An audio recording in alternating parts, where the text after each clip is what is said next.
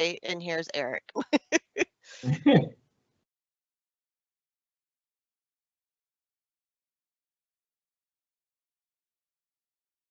Okay, good morning. Thank you, everyone, for joining us today. We are going to be talking about reviewing your budgets and what you need to think about and include in your budgets. I am Elisa Hanley. I'm the branch manager for pupil transportation here at the Kentucky Department of Education. People are having a little bit of trouble getting in this morning, so bear with us for just a moment here. It seems that others are still trying to get into the old meetings that we are no longer utilizing. So for the time being, the first thing I want to do this morning is say welcome and thank you for joining us. And in the chat box, I would like to have everyone that is currently here to put in something that they learned last week, or excuse me, last month, as well as something that you implemented from the last training. Your chat box will be in typically the upper right-hand corner, and it should say live event Q&A. So it is there that you can put in something that you learned last month along with something that you implemented.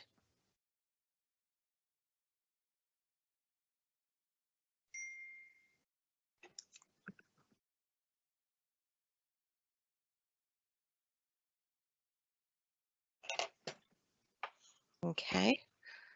Not seeing anything yet. If you guys can go ahead and please type in the live Q&A something that you learned and something that you implemented.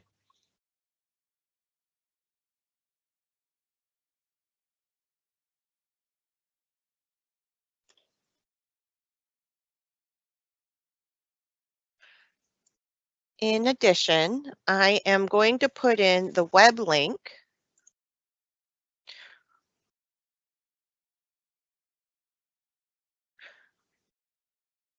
for you to fill out so that we can get you ELA credits as well as finance officer credits.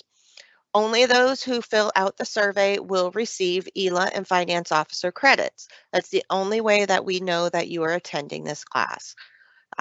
It just asks really simple information, your name, your district, whether you need the credits, as well as, again, something that you learned.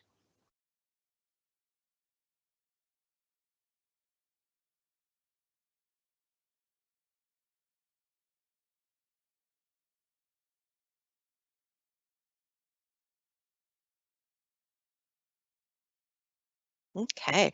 Gina said that she loved the review. She didn't learn anything new, but it generated good questions. And I am glad to hear that. That's hopefully what we bring to those who are aware of the information.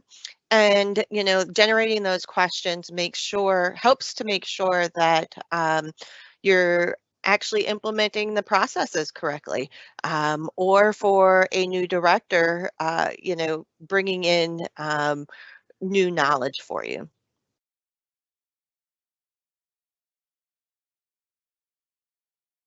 All right. So one last time, if you would please put in the chat, the live Q&A, something that you learned and something that you implemented from last month's training. And then we will go ahead and bring on Eric. Eric will be providing us with an overview of what you should be doing when you're reviewing your budgets. He is from Muhlenberg, and Eric can be brought on now, Jalen.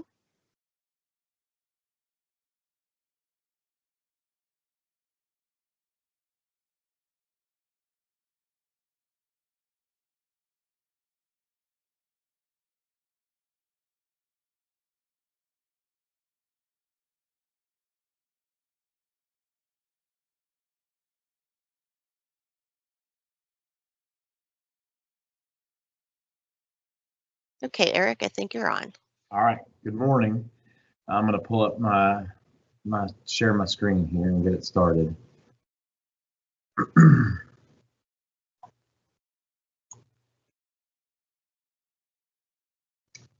All right. So this morning we're going to discuss about reviewing budgets. I know it's everyone's favorite thing right now. It's really hot and heavy into the second phase of the budget cycle. So I'm just going to review that with you. I'm just kind of go over this. I'm going to review the budget cycle. I'm also going to kind of try to help you understand some SEEK revenues. And honestly, I'm going to do the best I can on that. I don't know if any finance officer fully understands SEEK revenues. So that's just a truth.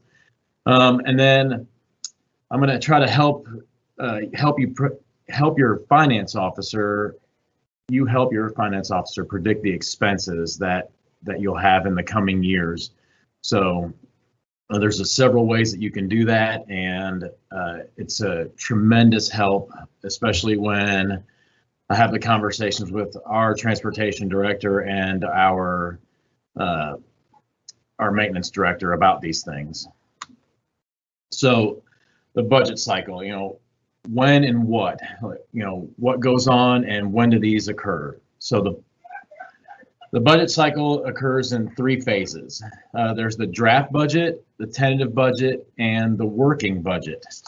And essentially, your draft budget, it's the basic budget framework.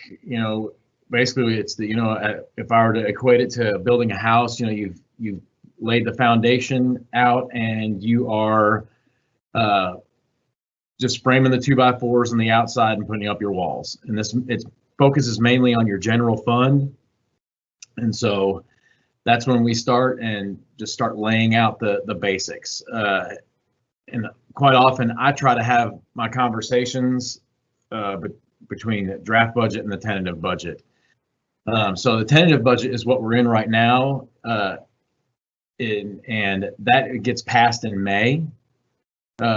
We try to drill down a little bit more on that and provide more accurate data. And this applies to all of our funds. So this one, the finance officers will more than likely approach each department a couple of months prior to this budget this part of the budget cycle. It's passed by the local board each portion of the cycle. And this is the part where if you participate in board meetings at all, if it's something your finance officer cannot fully explain in terms of some of the expenses, they may call on you just to fill in some gaps.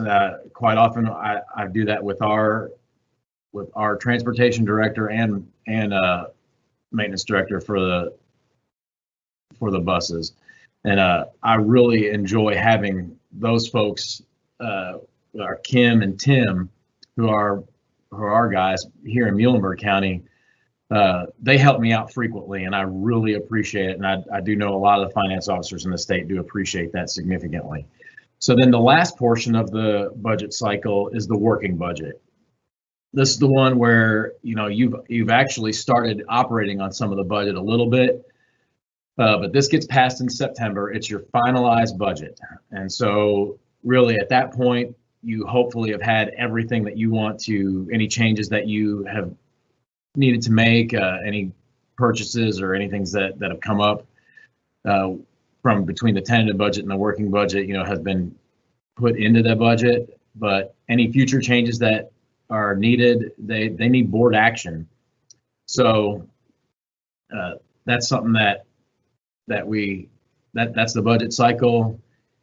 It's the same every year, and honestly, really, I like to use the framework where I try to drill things down right in between the draft and tentative budget, and sometimes I try to get as much done as possible on the draft budget. So let's move on. So SEEK funding. How does this affect your budget? And honestly, the way it's done is it's based on your average daily attendance it is the seek base is $4,000. So if you kind of predict about $4,000 a kid, that's kind of what's going to roughly, that's what your district will get. Now, granted, there are certain things that change, and that will change that base, and you might get more for some kids and less. So the T codes, I know T codes are harped on, and in fact, I know that quite often our transportation director and your folks at the school level, they are on top of things, and so you really want to get the most you can from your SEEK dollars, and that's all through the T codes. And so the other thing I wanted to point out really is the big thing on this slide is the funding levels, and this is something that I know you all at your local district levels you're trying to squeeze out as much as possible out of the funding that we get. But if you look at this from 2012, it was only 63% funded, and now we're down to 55% funded. So, the other 45% has got to come from local tax dollars, and so I know that's hard to do. So, this is where I really significantly appreciate the efforts that are made by transportation directors and maintenance to make buses last, to get as much as you can out of each route. It's very important. So I appreciate and applaud the work that you all do that helps get those funds and the best use of those funds, excuse me. So this is really the big meat of it, and expenses. And you might want to ask, isn't this what your finance officer is for? That's what they should be doing. Well, why do I need to be involved with this? But it's really important that you are involved and you have a say in the process as well, because really some of the things that you may want, the finance officer needs to know when we're creating the budget in order to make sure that those line items are in there. And that's something that is really, really important. So expenses, these are the items needed by my finance departments for when I create those budgets. So, there's staffing needs, and it's each year, you review your routes that are to be done to ensure your district is maximizing both your fleet and your staffing needs. You look at this and you say, can routes be consolidated? If they are consolidated or you need to add routes, what are your staffing levels? What are you going to need moving forward? So that affects the budget, through payroll and through the equipment that you need. Are monitors needed for those routes? Or, if you've consolidated routes on one level and then had to add a route somewhere else, can a bus monitor be moved? Those are certain things that I know that directors do all the time, but it helps for the finance officer to understand what you're doing. And this is where the whole conversation piece comes into play. And this is where I really think good communication, open lines of communication are crucial when you're creating a budget. Replacement recommendations, and this is, new buses. So the bus depreciation schedule, it's based in, the depreciation schedule is 14 years, but I know that's what KDE has as theirs. But I do know that most districts, including ours, have buses that are far older than 14 years. And I often say that, we have a local car show that I think some of our older buses can be entered into the car show as classic vehicles. So I know that that's a testament to, again, getting as much as you can out of your equipment. So when you look at your major maintenance that's needed annually, what condition are your buses in? Are they going to need major maintenance on certain buses? And you're going to know that, and it's it's helpful to for us to understand, okay, do I need to increase my budget line item for my tires or consumable products? That's something that we try to do around here in Muhlenberg County, and quite often I'll even try to put a buffer in that way, just in case. What about those things that are unforeseen? So I mean, I may take what is given to me in terms of what we think we're going to use for the year and increase it by 20-30% just to make sure that we have enough funds to cover those things. And there might be a schedule for replacing parts. So your consumable parts, your filters and oil, all those things, lube, all of that stuff can be used on prior year budgets, like looking at what was used in the prior years. But sometimes there might be a greater need one year. So that is kind of what I like to do with our director and say, hey, do you know of anything that might be coming up that we're going to need more of a certain item for that? In the coming years, as you look at the routes and those sorts of things, you're going to, the fuel costs, are they going to go up or are they going to go down? That's another area that, frankly, I put a large buffer in as well, just to make certain that we do have enough funds to cover any fluctuation in fuel costs. I know our folks are really good about going out and checking daily about the fuel costs and going to where it's the best. But when you get that bulk load, it's important that you are getting the best that you can for those. And so when we create our budgets, we look at that and say, okay, what do we need? And just kind of in the procurement side of things, bids are needed when things are over 20,000 or on a single purchase or it's cumulative with one vendor. So we know that tires aren't going to be 20,000 a piece, but when you buy several from a single vendor, that's when all the procurement that was discussed in the previous meetings comes into play. So some of the other things that are not necessarily that deal with your fleet, so to speak, are some of the shop upgrades. Do you have lifts that are almost in need of repair or replacement? Some things that I know that we have and I know to expect it every year, but for some reason it catches me off guard, is the programming for the diagnostic computers that we've got on board. Do your buses need cameras? Are there camera replacements that need to occur? Or what has, a lot of every single one of our buses have cameras, but are they in need of repair? Or how does that, that's something that you often have to work with your IT department as well to get making sure that you have that budgeted. What's your inventory system look like? Are you doing it through Excel spreadsheets, or do you have a sophisticated barcode system? That also will help in the budgeting side, in terms of what do you have in inventory, so you're not stocking up on things that aren't moving out frequently. So I think that's something that a lot of districts could look into, and that's something that I know that I'd like to look into even for our district, just so we know that we're going to have the right amount of items. Electronic fuel systems.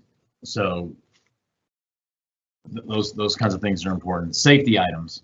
Is everything in working order? Are there things that need to be replaced or updated in order to meet regulations? These are items that need to be communicated, especially if there are certain things that are on a schedule that need to be updated. So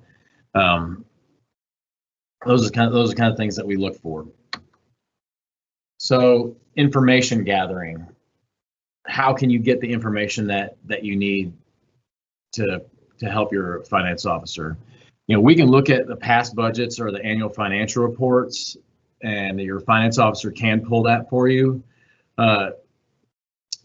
you should be able to let them know if the expenses that are from the past are going to kind of stay the same, or if they're going to be, if there going to be an increase. Like I said before, that there are certain things that you guys know that are going to be in need of repair, and that's something that I even do that with our maintenance department. What buildings are in need of repair. So I mean, it's the same thing with our transportation department. What buses, how many buses am I going to need? What is that? And so while I budget for 2 more buses for our district every year, with the ESSER funds right now, we're kind of loading up on buses, and that's something that we can spend those funds on. So we're going to try to update our fleet a little bit that way. You can get some of the pricing on the state and the co-op bid lists. KPC is one of them. And I know many of you all have your co-ops that you go through. Finding the best pricing obviously is what you all want to do, but passing that information along certainly helps. Obviously, there's the internet you can go on, and you research the various places where you can get some things, and some things are single source, and we know that, and we know it's going to. Sometimes that cost may be high. As long as we can justify it, it's easier for me, especially when I present to our board, to say, hey, this is the only place I can get this product, and that's what we do. And like, for instance, I know our maintenance likes to have the one single type of bus. We know there's a couple of places where we can get the buses, but we want to have consistency, and so it kind of helps when we're fixing things, that to have, we're working on the same thing over and over again, so it helps with efficiency. And lastly, you can get information from your vendor representatives, so they'll be able to provide pricing lists and those sorts of things for you moving forward. So the importance of Munis coding, this is it's essential, really. When we're tracking expenses, we need to make sure that we've got them in the right categories and those sorts of things, because we don't want to over budget in one line item and under budget in another, and then notice that, oh my, we're spending far more in one area than we need to. Again, that gives more accurate data, when we're creating these budgets. So hopefully it makes the job easier and easier as you move forward when you're creating a budget. So you can say, oh yeah, I really think we're just going to stay in line with tires this year. That's something that really helps out, especially when we're trying to squeeze funds in every other area, knowing that one part of our budget isn't going to go up exponentially or just go up, period, helps us to create larger areas in our other budgets. Also, it provides KDE better data. I mean, honestly, when we go and I complain to Che Ritter at KDE and say, hey, we need more funding, this allows them to go to the legislature and say, hey, every district is facing this issue, and if we can get legislature to help bump that up, that could mean a couple more buses for each district every year. So it benefits everyone to have the best coding possible when you're working in Munis.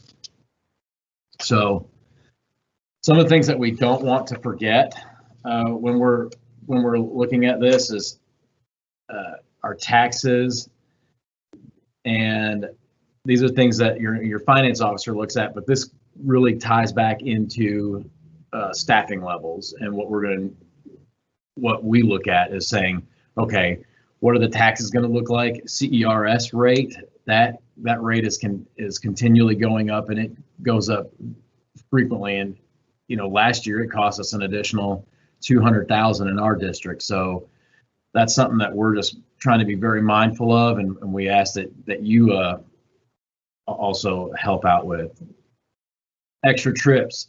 You look at previous years trips that have been done, field trips, athletic trips, what are district level funded, what are SBDM funded.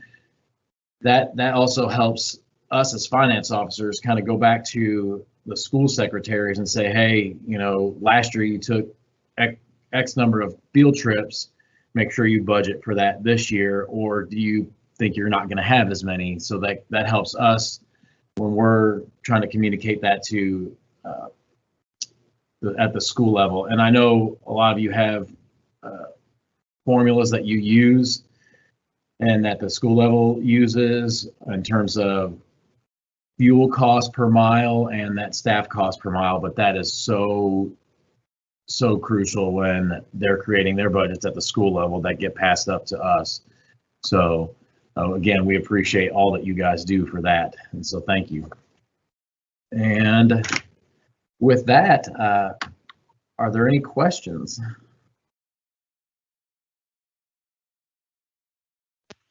So we do have one question so far. Sure. Jennifer Dillon said that new KDE guidance is $30,000 bid required, not $20,000. Is that correct? Has that been changed? That's correct. And I'm sorry, I went by our small bidding procedures, so I apologize. Every district has different bidding procedures. Ours started at 20,000. So yes, you're correct. It is the 30,000 on the large things. Okay, thank you. But I'd stress that you do review your district's policy, because some districts have a small purchasing procedure, and ours, our limits, for instance, as I look over at my wall, it's $0 to $1,000 requires a certain amount of things, 1,000 to 2,500, 2,500 to 5,000, 5,000 to 19,999 have different levels of information gathering that we require as you make that purchase. So that's what we've got. Okay, thank you. Are there any other questions for Eric?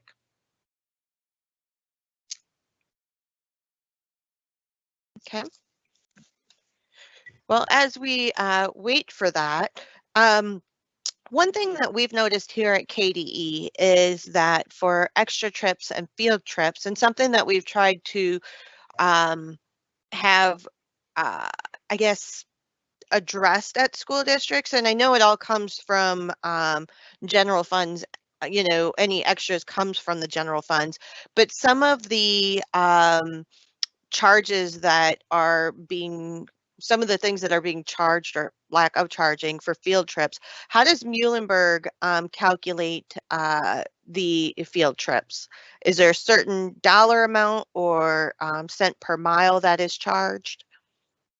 It's a mileage amount, and I believe, and this is something where I think I know Kim's on here, but it's also with the staffing, that how long they're going to be gone and that. Okay. So is it an overnight trip? Is it, how far away are they? So, I mean, are they going to be 2 or 3 hours, being paid? That's something that we calculate there. Okay.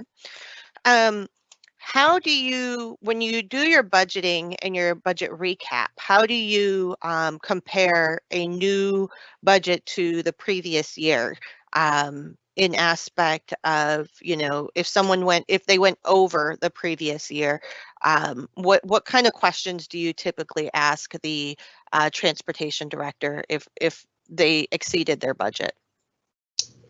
That usually is a conversation of, what happened, and was it a bus that, sometimes a lot of times that I'm finding with our district is it's just unforeseen expenses. Okay. So a lot of times, you may have something where you may have had a bus go down where, and it's not covered by insurance. Obviously, like the where they get hit, it's gonna, that you've got a deductible that you're gonna meet with insurance. But if it's something where something goes haywire with an engine, or the AC systems. I mean, I know the AC systems are not cheap, and so when those go down, and they've got to fix them. Sometimes we try to buy buses without AC, but that I know some districts do that where it's one less headache that they've got to deal with. But a lot of times, if we go over budget in one area, especially I guess in our district, it's because of the unforeseen, and a lot of that starts with those conversations up front. So I mean, if you and looking at your depreciation schedule and looking at your old buses and saying, okay, how many buses do I have that I really think are going to go down this year or are going to be in need of major repair?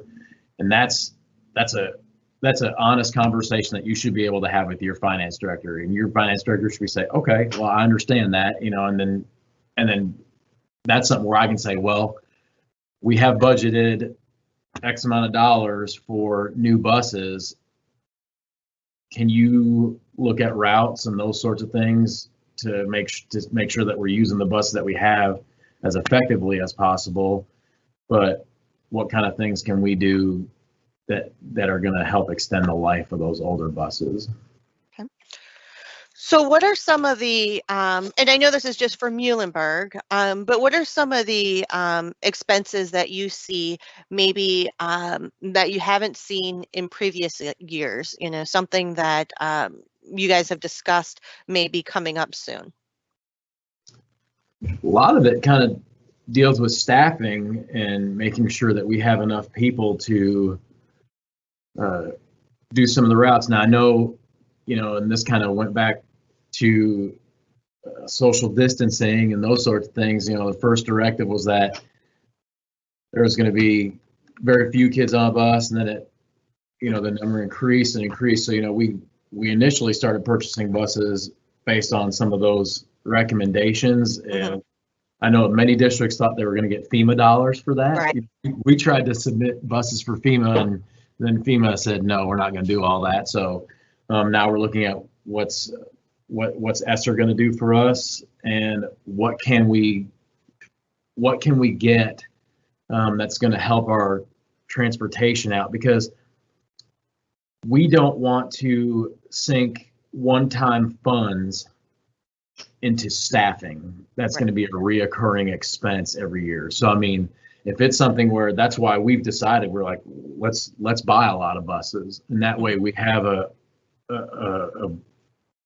newer fleet, so that when in the future, if things get tight, I know like throughout the Eastern Kentucky, a lot of the unmined minerals tax stuff went down. For us, it's TVA funds. We had a TVA plant in our county that was shut down. So I mean, that was a huge chunk of our budget. Right. So we're trying to look at the effective use of those ESSER funds to say, okay, what can we do to help transportation, maintenance, and those sorts of things to effectively use those dollars that we know are going to be one-time expenses to try to, beef up our transportation department. So. Well, thank you. So just to recap, today we've gone over the budget cycle, and Eric has shown you kind of his 3 phases. So every district may have a little bit different phases, but you've got your planning stage, and then your draft, and then your working budget. And it's really important as directors and finance officers to work together in creating that draft. Because you want to make sure that you're getting everything in there as much as possible, as Eric said. And then you've got your SEEK funding that affects your budget. And, you can kind of not necessarily plan on the exact amount, but you can have a roundabout. I believe, Eric, you said about $4,000 per student is what you anticipate, but it can be a little bit more, or it could be a little bit less. Your expenses, and it's really important as directors, we're building on from previous months of what we've learned. And your expenses, it's really important that you are coding your items correctly in Munis and your inventory is updated correctly, because what you have on hand is still money. Right. So uh, the finance officer, has an idea of what's going in and out, as well as obviously maintenance and your foreman and the transportation director. Shop upgrades. I've heard a lot of shops upgrading their lifts because they're old or no longer passing inspection.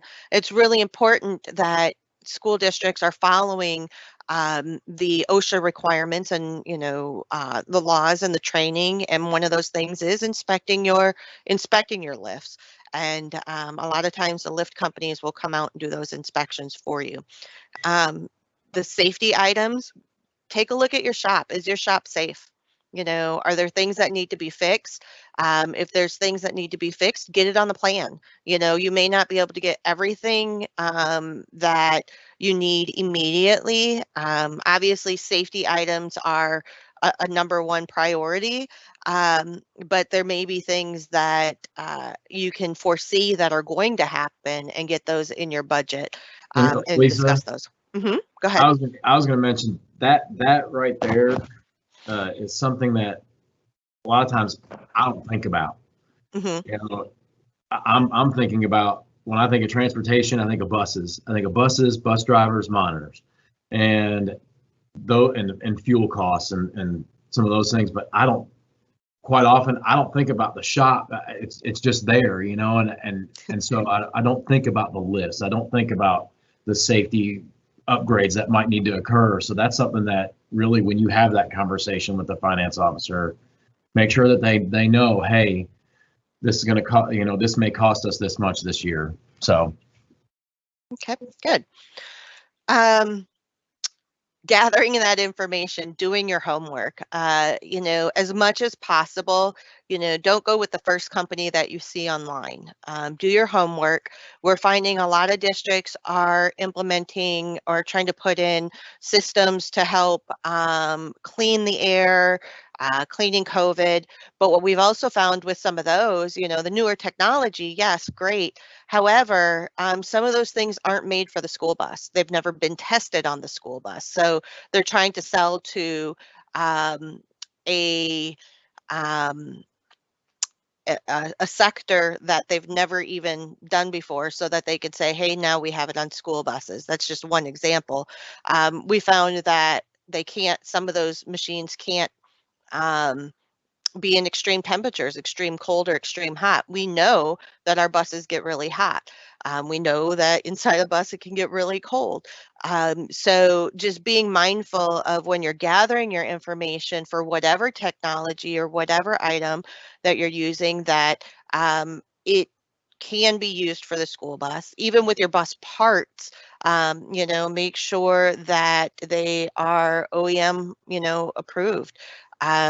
Sometimes we hear of um, districts who are purchasing lesser quality products. Well, doing that uh, creates can create a danger, but it can also create a situation where you have to replace the items more often. So just being mindful of that and how often things are being replaced, and do you need to even change your vendor to receive the product that you are actually looking for. Talked about taxes and things to consider there, and then the extra trips. One of the things with the extra trips, like I said previously, we've noticed that a lot of what the budget may go over comes out of your general funds. But if you look at those extra trips, a lot of times it's the extra trips that are causing that, in addition to obviously unforeseen circumstances with school buses. So does anybody else have any questions for Eric regarding budgeting recap or the budgeting? Let's see here. Mr. Melton has asked is, what are you going to do when that number of ESSER buses have to be phased out of service in about 15 years? I know it's most likely to be somebody else's problem, but important to look down the road. well, since I changed careers midway through, I will be that person that's in 15 years. Honestly, really, our bus replacement schedule that we had was 2 a year. So yes, I understand that, they're going to need to be replaced, but we're trying to just beef up as many as we can right now and still continue on with that replacement schedule that we've got. Really, KDE recommends, I think it's 7 or 8% replacement of your fleet annually. Mm-hmm. And for us, that's about 7 or 8 buses, but we can't afford that. And I know most districts can't afford that, especially when we are funded at 55%. So, that's where I cannot shout it from the rooftops enough how well that our maintenance and the directors do at making sure that fleet lasts as long as humanly possible. So that kind of goes back to what you were saying. Get the good parts. I'd rather spend a little bit more right now on a part that may cost, $5,000-6,000 than look at the cost of $110,000 new bus. So that right there kind of it gives credence to buying those good parts. Buy the good part, so you don't pay a little now and maintain that bus well, then rather than have to replace a bus sooner than you thought possible. And that's why I was saying, we do have buses that really, could be entered into our classic car shows that we have locally. So So, in that respect, you're under purchasing right now. So your fleet is older than you wish it to be at this time. So you're able to, and you can kind of plan for future buses, knowing, if you have your replacement cycle and if you're able to purchase a few more now, figuring out how are we going to fix that in the future. Are you looking at any alternative fuels for your fleet, or are you sticking with diesel at this time? we are sticking with diesel right now. Okay. And I guess a lot of that has to do with conversations that I've had with our maintenance folks. Do we want to incur that cost, right? The initial cost up front is significant. And so we've said, okay, do we do propane for the local buses, knowing that if they go on field trips, they may not have propane, so we're going to have to keep some of that diesel. So do you want to have some that you want to maintain that are diesel and some that are propane? It's a trade-off. Right. What do you want to do? And that's up to each district. And I think, you should be able to have that conversation in the open line of communication between both finance and transportation that, okay, is this a direction you guys are comfortable going? Because if your transportation department isn't comfortable moving in a direction that, I may think it's the shiny, cool new thing, but if they don't want to do it, then it's going to cause more friction than necessary, I think, sometimes. Okay. Well, we do have some districts that are moving towards some alternative fuels, but like you said, you can't necessarily move your whole fleet. We definitely have places throughout the state itself that, you have great roads, and then you have roads where, for instance, electric, you guys are going to see a lot of that right now. The vice president went to Thomas Buses and looked at their electric buses this past week. And so they're looking at funding, but I don't know exactly how that's going to go in the future. But there are places that electric buses absolutely won't work. There's places and types of situations where propane won't work, and so it's a good conversation to have, and looking at your total cost of ownership on that too. So, all right. So we had one question, and I didn't want to skip this question, but I wanted to make sure we talked about our budgeting first. The question is, what is everyone doing to recruit bus drivers? There's an incredible shortage, not just in your district, but everywhere. So is Muhlenberg doing anything special to recruit drivers, or what have you guys done? Unfortunately, not right this second. Okay.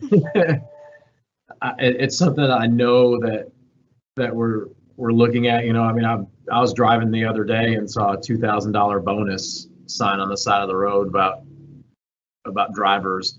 You know, I wish there was something we could do right this second. And honestly, that's, since my director's on here, I don't want to be careful. No, it's okay. I but mean, and but yeah, I so mean, but honestly, I mean, I wish there was more we could do right now, because we do have that trouble. We're having right. the same trouble as our neighboring counties, and that we're trying to remain competitive with those folks around us. Hmm. I will say that, but a lot of times it doesn't matter what we're paying. Um, when they're not available, they're not available. And and the drivers that we've got now, I mean, we love all of them, and they're so good at what they do. Right. But it's just, I wish I could pay them $5 more an hour. Starting. I can't. I don't have that in my budget right this second to do that. So. So one of the things that I mentioned, I think maybe during one of my last trainings, or even we had a local, we had an in-person new driver training class recently. And I don't know how it can be done or if it's allowed to be done, but sending home with the students and just letting the students' parents know that I don't know how to do it, I'm going to say politically correct, but we're almost at a critical situation in some of these districts where if we don't get the drivers and we don't, we're not going to be able to get the kids to school. Um, Throughout even COVID, I know that some school districts have had to do where certain days, certain buses won't go down certain streets, or certain routes to pick up students. It's that serious in some districts. So Gina, you're definitely not alone, and it's a conversation that, as a state, that we really need to have. And in recruiting, my suggestion is to reach out to your local media to see if they can do a story on where you're at. Um, on our SharePoint site that we have for directors, and I'm going to share um, a couple of items with you guys, if you bear with me for a moment, that we have available. Jalen, if you would share my screen. Oh, wait, I can share my screen. Sorry, guys. It's been a while since I've done a live.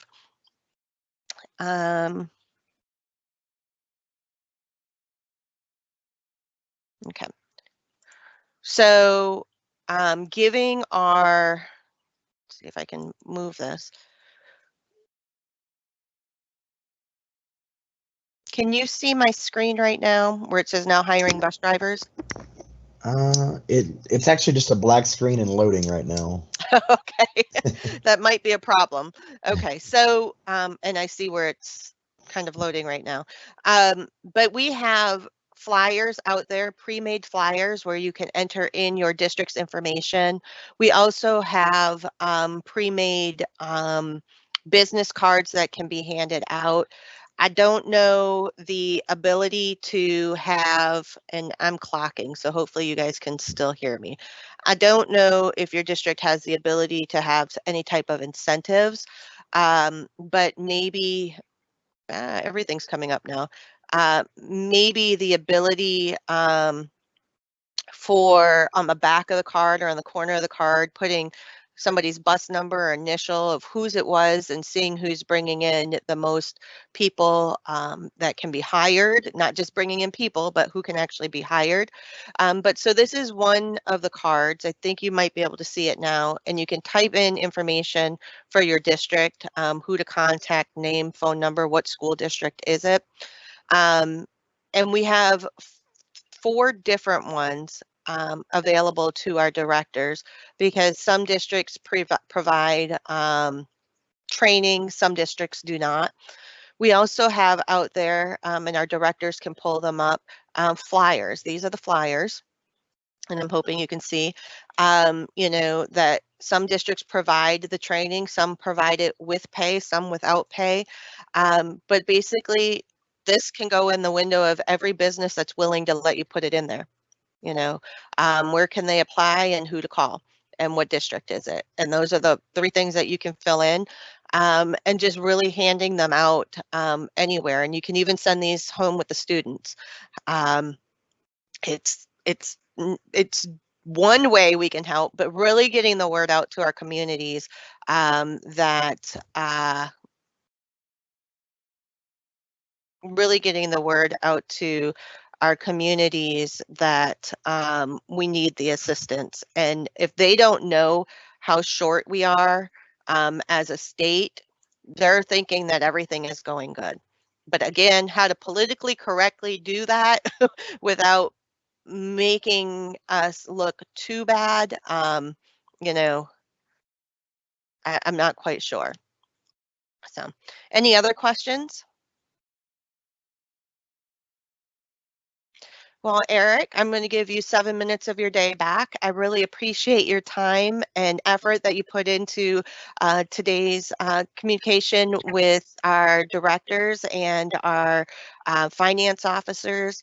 Um, these these presentations and trainings we're building on so that everyone is on the same page and that the communication lines are open, and I'm seeing that, and I appreciate you coming on today. Thank you very much.